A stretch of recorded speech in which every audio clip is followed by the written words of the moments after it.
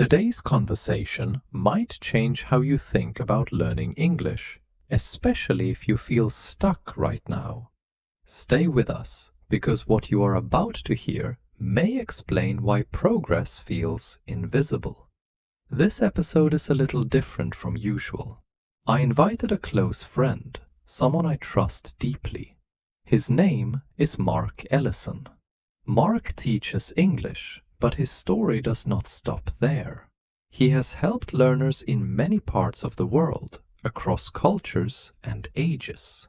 That is why I wanted to sit with him today and explore something many of you feel but rarely talk about. Why does learning a language feel so heavy sometimes, and what actually helps people move forward? Before we begin, I want to make one thing very clear. Mark and I will use clear, easy English. This choice is intentional. We want you to follow every idea. We want you to relax and feel safe listening, because comfort is where real learning begins. So Mark, welcome to the show English Unleashed, the podcast. Thank you, Alex. I am really happy to be here. And yes, like you said, I will speak calmly and simply. I may not sound as smooth as you, but I will do my best. Let us start with a big question. Many learners tell me this again and again. They say, Alex, I study English, but I feel frozen. They memorize vocabulary, they watch lessons, yet something feels blocked. Why do so many people experience this feeling? That is an important question, and before I explain, I want everyone listening to hear this clearly. If you feel stuck with English, you are not strange. You are not alone. This feeling is very common. Almost everyone reaches this point. I have taught for many years in different countries, and I have seen it everywhere. Confident students feel it, struggling students feel it, beginners feel it, even advanced learners feel it. Feeling stuck does not mean you are bad at languages. So, what causes it? One major reason is how people imagine progress. Many think learning should move upward every day. They expect constant improvement, like climbing stairs without stopping. But language growth does not work that way. It moves more like waves. Some days things feel clear. You understand more, you speak with ease. Other days nothing works. You listen and feel lost. You try to speak and nothing comes out. Sometimes it even feels worse than before. Yes, and on those days, learners ask themselves hard questions. Why can't I talk today? Why did I forget that word? Why did last week feel better? But these moments are part of the process. They do not mean you are moving backward. They do not mean your English is disappearing. Most importantly, they do not mean failure. What is happening is quieter. Your brain is working behind the scenes. It is sorting information. It is creating new connections. Real progress is happening, even when you cannot see it. Invisible work still matters. So when you feel stuck, the best response is simple. Stay relaxed. Continue practicing. Trust the process. That stuck feeling often appears when deep learning is taking place. Quote, feeling stuck often means growth is happening. I like that idea. Many learners expect daily results, but true learning takes time. Exactly. Another common reason people feel blocked is overload. Today, there are endless resources. Apps, videos, teachers, courses, books. Learners jump from one to another. They begin one method, then abandon it, then try something new. This creates confusion. They feel lost and unsure about what to study next. Yes, I hear that a lot. People say, I don't know what to focus on. And when direction disappears, motivation fades. Confusion quietly kills progress. Now let's talk about something emotional, not technical, not grammar, not vocabulary. Fear.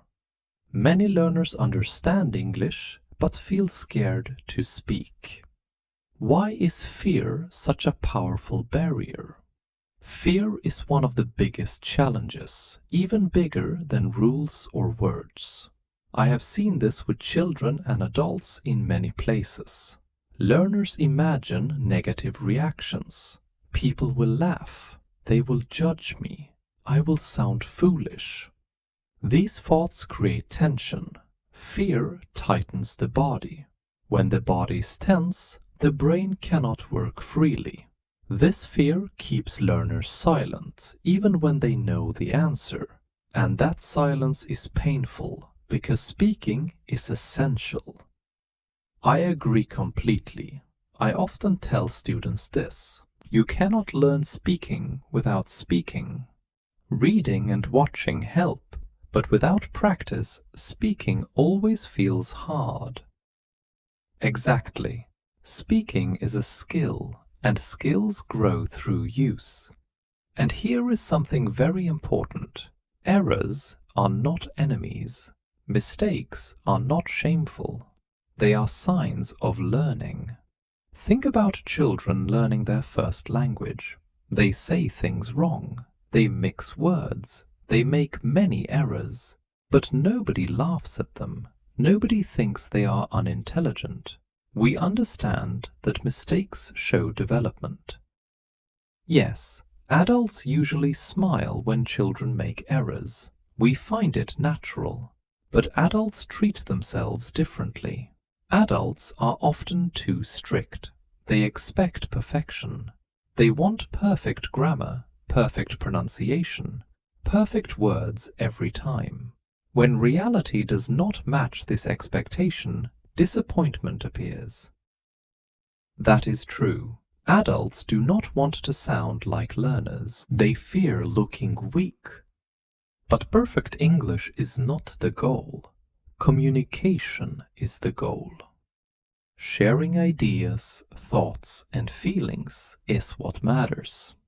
If someone understands you, you are successful, even with simple sentences, even with strong accents.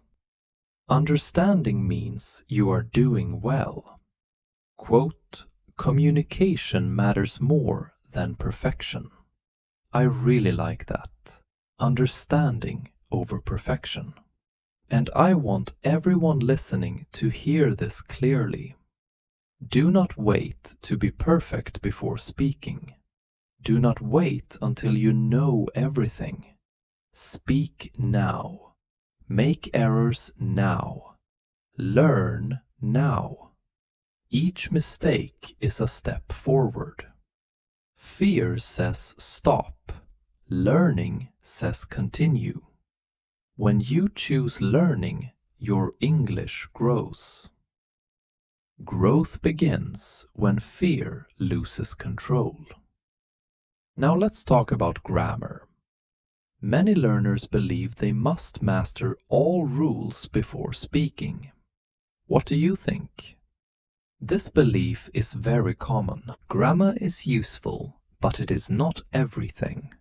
Many people study rules for years, but still cannot speak naturally.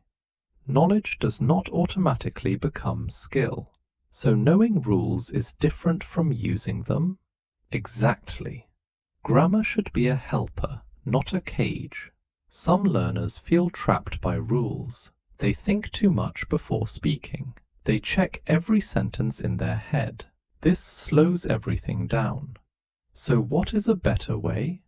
Learn grammar in small parts. Use it in real sentences. Hear it often. Over time, grammar becomes natural. You stop thinking and start using.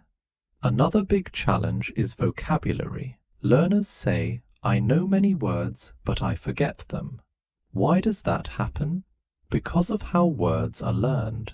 Many people study words alone, with translations. But words do not live alone. They live inside situations, sentences, and stories.